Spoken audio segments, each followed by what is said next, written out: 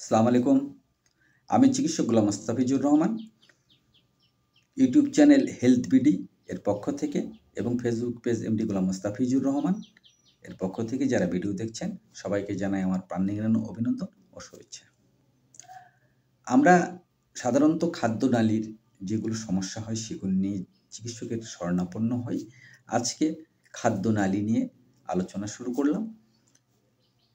প্রধান খাদ্যনালী দিয়ে যে খাদ্যটা আমরা গ্রহণ করি সেই খাদ্যটা হজম হয় এবং রক্তে শোষণ হয়। রক্ত শোষিত হবার পরে প্রভৃতি যন্ত্রে সেটা চলে যায়। আর অবশিষ্ট অংশটা বায়ুপথে অথবা মূত্রপথে বের হয়ে যায়।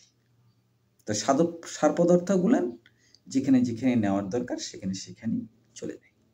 আজকের আলোচনাই করব আমি অন্ননালী বা অয়েসোফেগাস নিয়ে। এই অয়েসোফেগাস আমাদের এই যে সামনে প্রধান নালীর এই বুকের নিচে এখানে অবস্থান করে।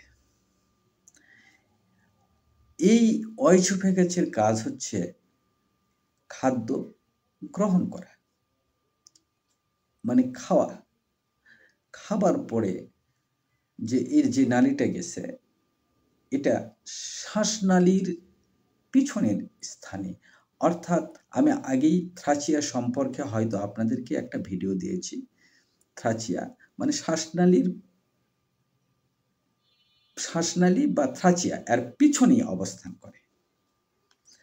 এটা এই নালী দিয়ে গিয়ে কোথায় যায়? পাকস্থলীতে। এই পাকস্থলীতে যখন যায়, পাকস্থলী অর্থাৎ স্টোমাকে গিয়ে বিভিন্ন জায়গায় হজম হবার পরে বিভিন্ন যন্ত্রে চলে যায়।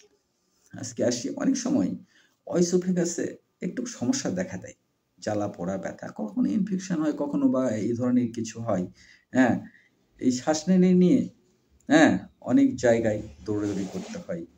আমি যখন রোগ সম্পর্কে বলবো, আজকে পরিচয় করিয়ে দিলাম, সেদিন শ্বাসনালী বিশদভাবে আলোচনা করব।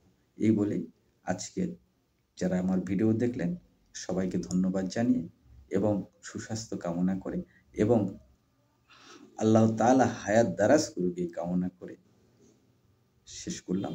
আসসালামু আলাইকুম। আল্লাহ হাফেজ।